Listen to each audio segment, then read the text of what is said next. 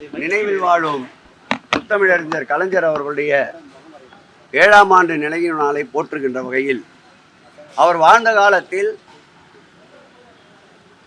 வாழ்வாதாரத்திற்கு தேவையானவற்றை தேடிக்கொள்ள முடியாத சூழ்நிலையில் உள்ளவர்களுக்கு உதவிட வேண்டும் என்பதற்காக அவர் கொண்டு வந்த பல்வேறு அற்புத திட்டங்கள், கண்ணொளி திட்டம், அதேபோல் மனிதனே இழுக்கின்ற அவலத்தை போக்க ரிக்ஷா வழங்குகின்ற திட்டம், மனநோயாளிகளுக்கான சிறப்பு திட்டம், மாற்றுத்திறனாளிகளுக்கு உண்டான சிறப்பு திட்டம், அவர் காலத்தில் துவக்கப்பட்ட மகளிர் சுயோதவி குழுக்கள் போன்ற அந்த பயனாளிகளுக்கு பயன்பெறுகின்ற வகையில் 10 நிகழ்ச்சிகள் என்று கிழக்கு மாவட்ட திராவிட முன்னேற்ற கழகத்தின் சார்பில் வடிவமைக்கப்பட்டு இன்றைக்கு 800க்கும் மேற்பட்ட மனநோயாளிகள் தங்கியிருக்கின்ற இந்த மருத்துவமனையில் அவர்களுக்கு ஒருவேளை உணவும், போர்வை மற்றும் சாப்பிடுகின்ற தட்டும், அவர்களை பராமரிக்கின்ற செவிலியர்கள், உதவியாளர்கள் 900 பேர்களுக்கு ஒரு புடவை, ஒரு பேண்ட் ஷர்ட் என்று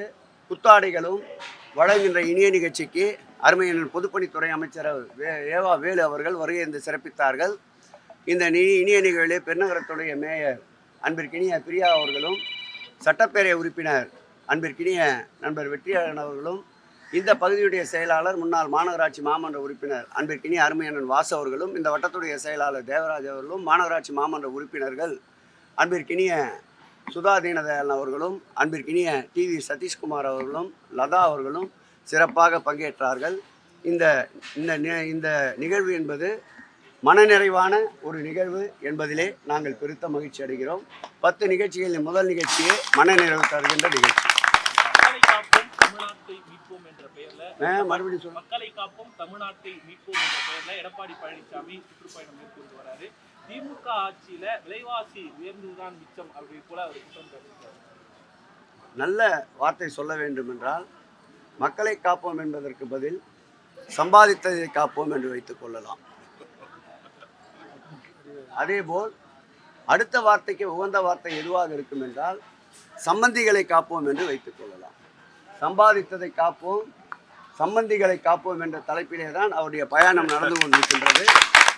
இன்றைக்கு கூட தமிழக முதல்வர் அவர்கள் வாக்காளர் சேர்ப்பை குறித்து எந்த விதமான இதுவரையில் மத்திய அரசை எதிர்த்து ஒரே ஒரு வார்த்தை கூட பேச முடியாத வாய்மூடி மௌனியாக இருக்கின்ற எடப்பாடி அவர்களை கண்டித்து இன்றைக்கு கூட கழகத்துடைய பொதுச் செயலாளர் துரைமுருகன் அவர்கள் அறிக்கை விட்டிருக்கின்றார்.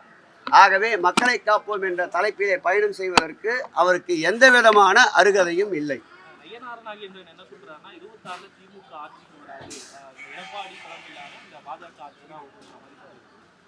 அவரை முதல்ல அவர் கட்சியில் அவர் தக்க வச்சுக்க சொல்லுங்க. அவரை விட வேகமாக செல்வாக்கா அண்ணாமலை இருக்காரு. அண்ணாமலையை பீட் பண்ணுற வேலையை முதல்ல கையில் எடுக்க சொல்லுங்க. அதன் பிறகு ஆட்சிக்கு வரத்துக்கு உண்டான முயற்சியை மேற்கொள்ள சொல்லுங்க.